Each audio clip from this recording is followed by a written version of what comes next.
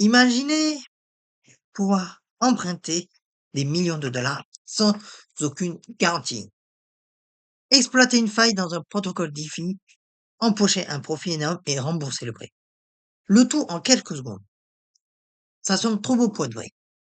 Bienvenue dans l'univers des Flash Loans Attacks, l'une des attaques les plus sophistiquées de la finance décentralisée. Je suis Anthony et aujourd'hui on va décortiquer ensemble comment des attaquants réussissent à voler des millions grâce à cette technique qui exploite la nature même des smart contracts.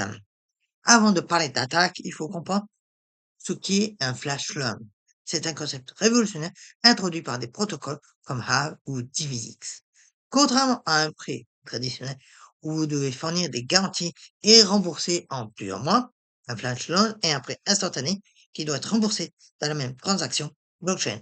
Oui, vous avez bien entendu, emprunter et rembourser dans la même transaction. Concrètement, voici comment ça marche. Vous empruntez, disons, 1 million de DAI, vous l'utilisez pour effectuer diverses opérations sur la blockchain et vous remboursez le million plus une petite commission, tout ça avant que la transaction ne soit validée. Si vous ne remboursez pas, la transaction entière est annulée comme si rien ne s'était passé. C'est l'atomicité des transactions blockchain qui rend ça possible. À la base, c'est un outil légitime pour l'arbitrage, le refinancement de dettes ou les liquidations. Mais comme souvent en technologie, ce qui peut être utilisé pour le bien peut aussi servir pour le mal. Alors, comment un attaquant transforme cet outil en arme? Laissez-moi vous présenter le scénario type d'un flash loan attaque. La première étape, l'attaquant il emprunte une somme massive via un flash loan, souvent plusieurs millions de dollars en stablecoins ou en Ether, sans aucune garantie. Deuxième étape, il utilise ses fonds pour manipuler le marché. Par exemple, il peut acheter massivement un token sur une plateforme à faible liquidité pour faire grimper artificiellement son prix. En troisième, il exploite cette manipulation de prix sur un autre protocole. Imaginons un protocole de lending qui utilise un oracle de prix défaillant. L'attaquant peut maintenant emprunter des actifs surévalués grâce au prix manipulé. Et en quatrième étape, il convertit ses actifs en stablecoin ou en Ether. Et il rembourse le flash loan initial avec les frais et empoche la différence. Le tout se passe en une seule transaction qui dure quelques secondes. C'est une élégance technique redoutable.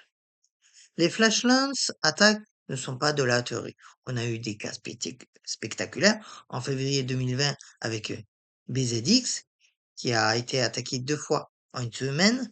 L'attaquant a utilisé des flash loans pour manipuler les prix et drainer environ 950 000 dollars. Cette attaque a révélé des failles dans la conception même des oracles de prix. En novembre 2020, Harvest Finance a perdu 24 millions de dollars. L'attaquant a emprunté via Flash Loans, manipulé les pools de liquidité sur Curve et exploité l'arbitrage de prix pour vider les coffres de Harvest.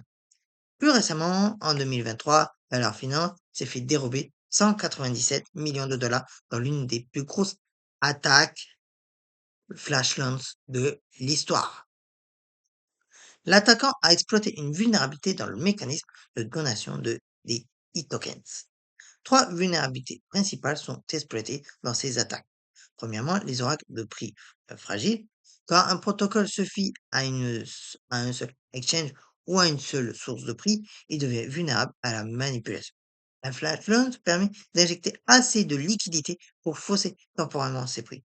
Deuxièmement, les problèmes de logique dans les smart contracts. Une fonction mal sécurisée, un contrôle d'accès défaillant ou un calcul de collatéral incorrect peut être exploité. Troisièmement, les attaques de réintrance combinées au flash lance. L'attaquant peut rappeler une fonction avant que l'état du contrat ne soit mis à jour, quand des conditions de cours exploitables. La bonne nouvelle, c'est qu'il existe des contre-mesures efficaces. Pour les protocoles DeFi, la priorité numéro une est d'utiliser des oracles décentralisés robustes comme Chainlink qui agrèguent plusieurs sources de données, ne jamais se fier à un seul point de prix. Ensuite, implémenter des mécanismes de time weighted average price ou TWAP. Cela lisse les variations de prix sur une période donnée, rendant la manipulation beaucoup plus coûteuse.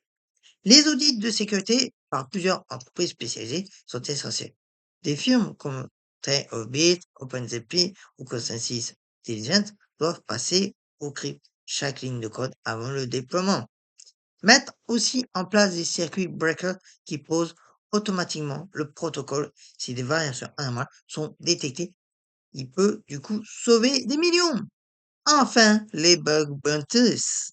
Ils encouragent les chercheurs en sécurité à trouver les vulnérabilités avant les attaquants, en échange de récompenses substantielles.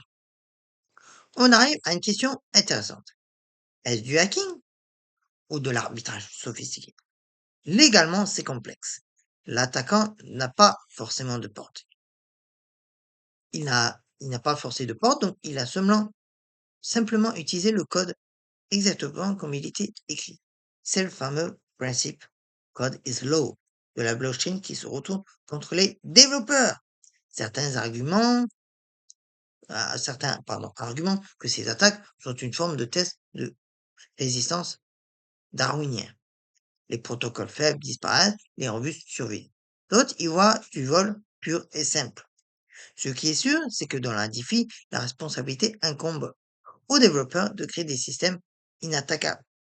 L'utilisateur final fait confiance au code, pas à une institution. Les flash loans représentent l'intersection fascinante entre innovation financière et cybersécurité offensive. Elles nous rappellent que dans la blockchain, chaque ligne de code compte. Chaque oracle doit être vérifié et chaque mécanisme doit être pensé en mode harvest short. Si vous développez dans la DeFi, prenez la sécurité au sérieux dès la conception. Si vous investissez dans des protocoles, vérifiez qu'ils ont été audités et qu'ils utilisent des oracles robustes. La finance décentralisée a un potentiel énorme, mais elle ne réalisera pas ce potentiel que si vous construisez des fondations sécurisées. Si cette vidéo vous a plu, n'hésitez pas à vous abonner et activer la cloche pour ne manquer aucun contenu sur la blockchain et la cybersécurité. Et vous, que pensez-vous des flash loans attacks? Évolution naturelle ou menace à réguler? Dites-le moi en commentaire et à très bientôt pour de nouvelles explorations techniques.